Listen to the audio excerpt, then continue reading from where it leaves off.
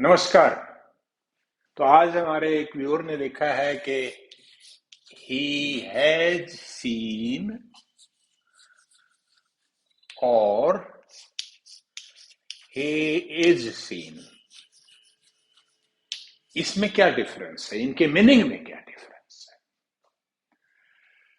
देखिए, किसी सेंटेंस के मीनिंग को समझने के लिए ये नितांत आवश्यक है कि हमें ये पता हो कि उसमें वर्ब की कौन सी फॉर्म आई है और सेंटेंस में उस फॉर्म के आने से सेंटेंस का मीनिंग कैसे बनता है। उदाहरण के तौर पर देखिए, इसमें वर्ब की फॉर्म आपकी आई है V3, थर्ड फॉर्म आई है, और इसमें भी V3 आई है। तो इससे तो आपको क्लियर नहीं हुआ। अब आपने देखना है हेल्पिंग वर्ब कौन सी है और वो किस टेंस में आती है। इसमें आई है हेल्पिंग वर्ब हैज। तो जो हैज हेल्पिंग वर्ब है वो आपकी परफेक्ट टेंस में आती है। प्रेजेंट परफेक्ट में अगर ज्यादा प्रेसाइज होके कहा जाए तो ये जो प्रेजेंट का परफेक्ट है,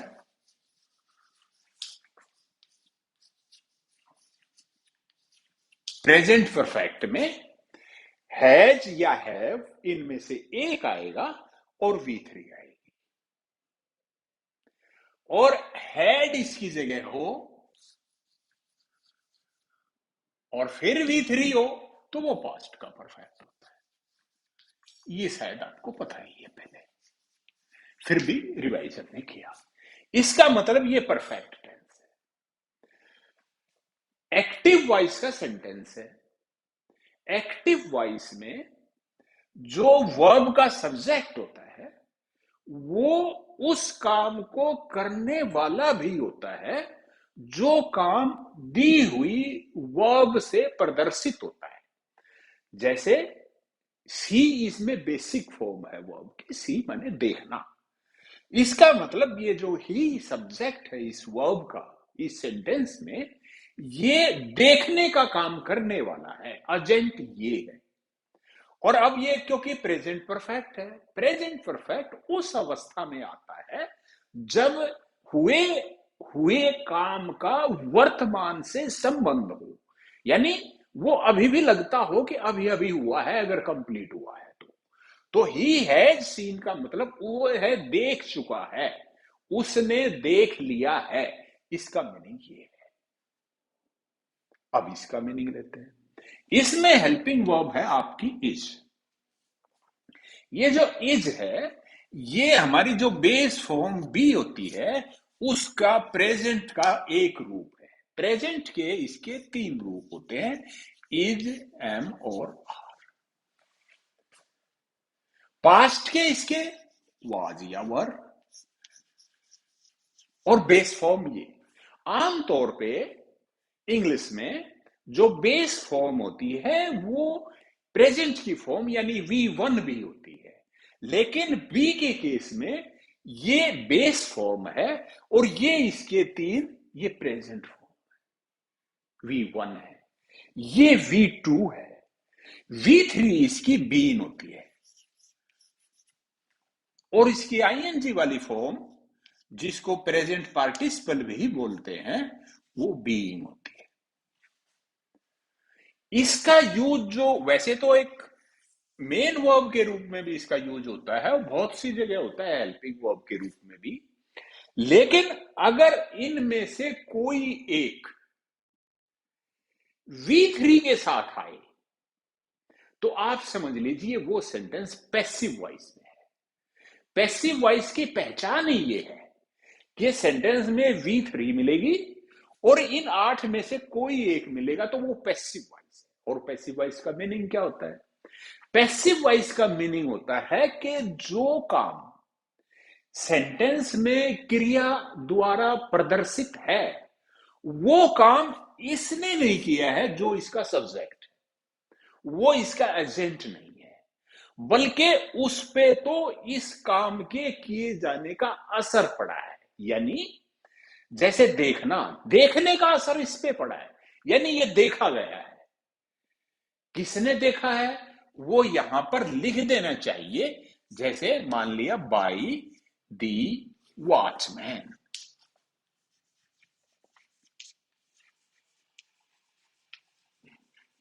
बाई दी वॉचमैन। तो क्योंकि इसमें जो काम के करने वाला है, जो एजेंट होता है, वो पैसिव वॉइस में लास्ट में लिखा जाता है, लिखना जरूरी हो तो। अदरवाइज तो पैसिव वॉइस तो बनते ही उस अवस्था में है, उस अवस्था में ही यूज किए जाते हैं जिस अवस्था में ये बताना आवश्यक ना हो कि काम किसने किया, या वो हमें मालूम ना हो कि काम किसने किया। जैसा कि इस सेंटेंस में था, यहां जाके उन्होंने खत्म कर दिया ही इज सीन, आगे लिखा ही नहीं। फिर भी हम यहां देखते हैं ही इज सीन। ये आता है जब यहां पर एक्टिव वॉइस में V1 हो, और V1 होती है प्रेजेंट इंडेफिनिट में। तो प्रेजेंट इंडेफिनिट में वर्तमान के बिल्कुल वाक्य होते हैं। तो इसका मतलब ही इज सीन का मतलब वह देखा जाता है, वह देखता है। ये तो हो जाता एक्टिव वॉइस में प्रेजेंट इंडेफिनिट, वह देखा जाता है। ये प्रेजेंट इंडेफिनिट पैसिव वॉइस में हुआ। तो इसका मतलब हुआ वह देखा जाता है, इसका मतलब हुआ वह देख चुका है। ये इसमें फर्क था। होपफुली आपको क्लियर हुआ होगा, नहीं हुआ है तो बताइएगा प्लीज। अगली एक क्वेरी कुछ दिन पहले किसी स्टूडेंट ने पूछी थी, और वो ये थी कि ही इज गॉन और he has gone।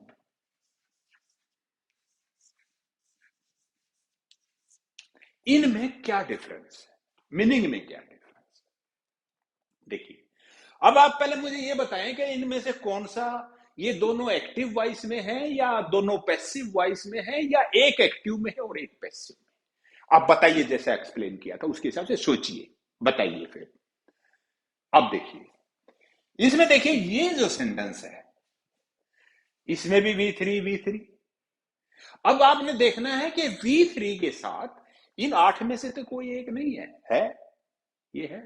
तो इसका मतलब ये आपका सेंटेंस पैसिव वॉइस में है।